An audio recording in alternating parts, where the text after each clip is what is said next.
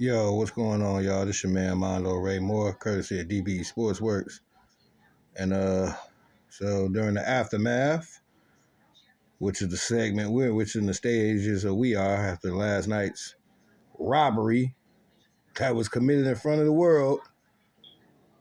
But in any event, I caught Woodward Sports post-game show. And it got pretty heated.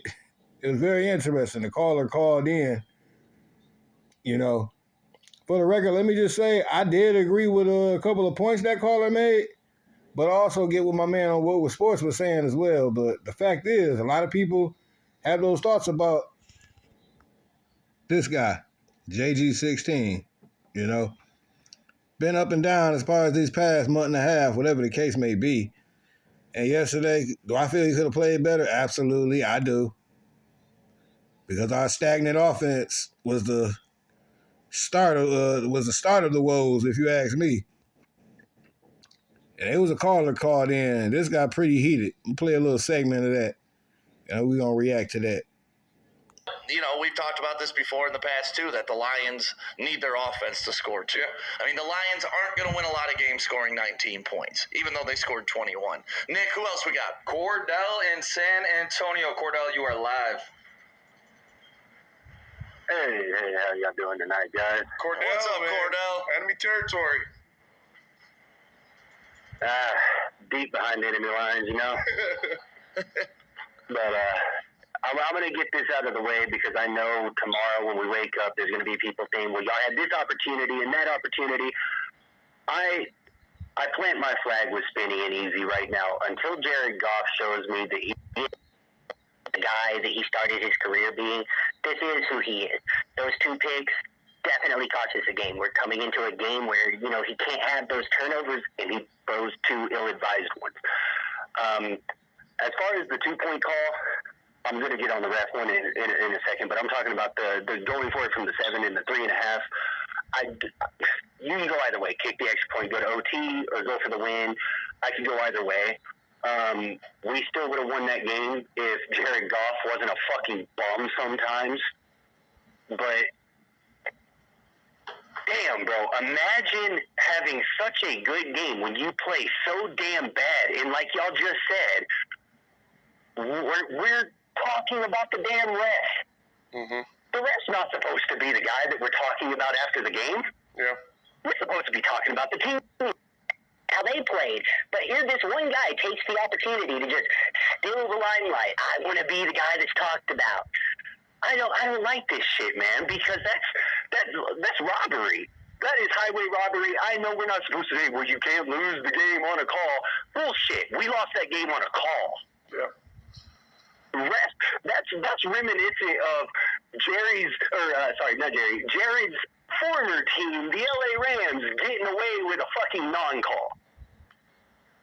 That was probably the worst non-call. That pass interference with the Saints. Now, I believe the call is going to take a turn. It's going to take a turn now when it comes to Jared Goff.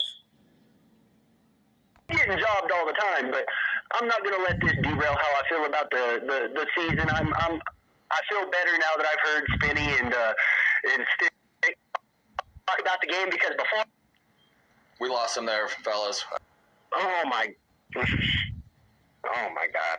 Look, I'm going to let everybody else complain about the refs. I'm not about to sit here and do that shit. Obviously, we've got screwed, but you guys that are younger, y'all need to understand something. There's a reason why the saying Detroit versus everybody exists in the first fucking place. Thank you. It came from the early 2000s when the Pistons constantly got screwed by the refs.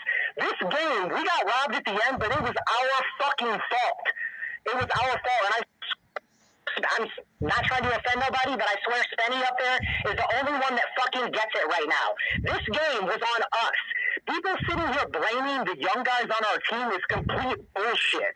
We lost this fucking game because Graham Glasgow and Jonah Jackson got raped in the first half and just decided on third down plays that they didn't want to block the fucking guy in front of them. And it's on Jared, just like the last dude said.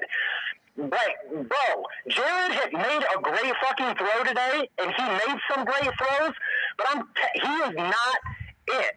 And I just want to apologize to Spenny and Easy because I argued with these motherfuckers for a year about Jared Goff, and I was wrong. I'm sorry. He's not it. I would not give him an extension. I'm not giving him $45 million. I want to see Hendon Hooker, and I want to see somebody consistent. Now, y'all hear that right? Now, for the record, he ain't the only one feel like that about Jared Goff. Let's be real. But it's about to get hot. Pay attention. And we're going to react after that. Stop with that Kool-Aid shit, Stick. It's not Stop with that shit. Stop. He's not it. We lost that fucking game, bro. We lost it. And how many have you won, bro? More than 60 years, bro. So what? You won a division for So the first fucking time what, in 30 bro? years, bro. I've been watching this shit since you were in your about this shit. ball sack, Stick. How old are you? I know what the fuck I'm talking about, son. How old are you? I'm 45. I'm 45. You motherfucker. So you've been in this game 3 years. Okay, so you were 2 years old when I started watching the shit. Oh, so you have so Stop much more. sucking their ass, bro. This game was on us. You are the. It was on us. You are. We should not have let it be up to the fucking ref. Nick. No, you don't want to take no personal responsibility. Hold on. You want to sit here and be all positive and not take no personal. But this is the fan I hate. Because he's going to dick ride the Lions to a division champion. I bet you even celebrated last week. Okay, go ahead. What did we say last week?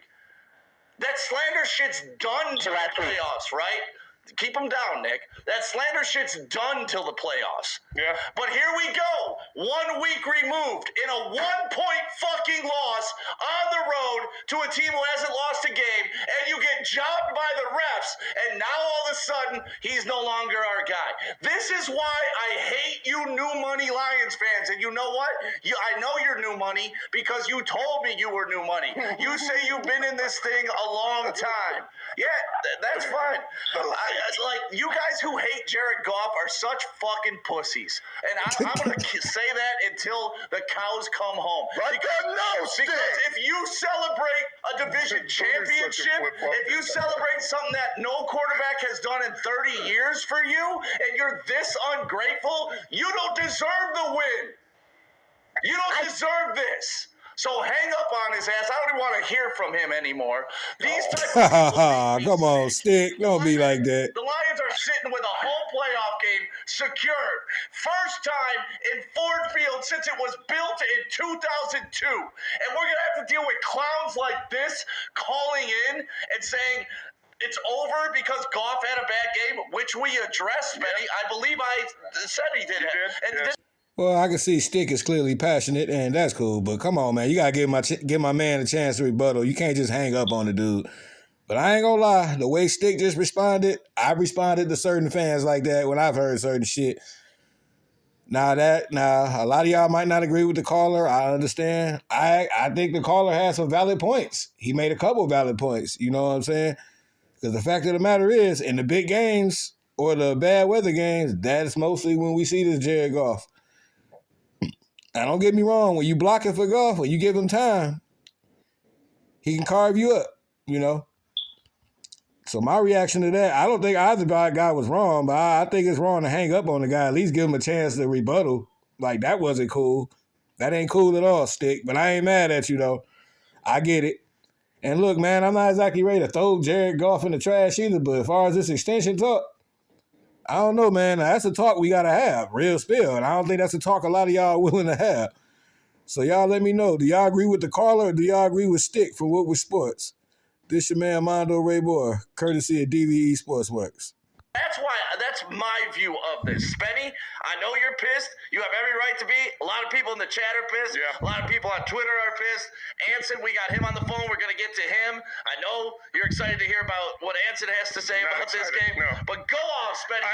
Do your thing. I think I have two things to go off for. One is the refs, and I'm not saying that the holding on Campbell or whatever you want to talk about on that 94-yard touchdown, that's not what I'm talking about. I'm talking about Taylor Decker reporting as eligible. Taylor Decker and Penny Sewell going up to the ref before the snap and talking to him. I wonder what they're talking about. Right. It's probably only one conversation you have with a ref before you're running a trick play where both of your tackles are eligible. I would assume that was the conversation they had. The second thing I'm pissed about, you were given a second chance. You were given the ball back, not once, but twice after that happened. Kick the extra point. I understand going for it. I love the call to go for it. Heat of combat. Go win the game. Okay.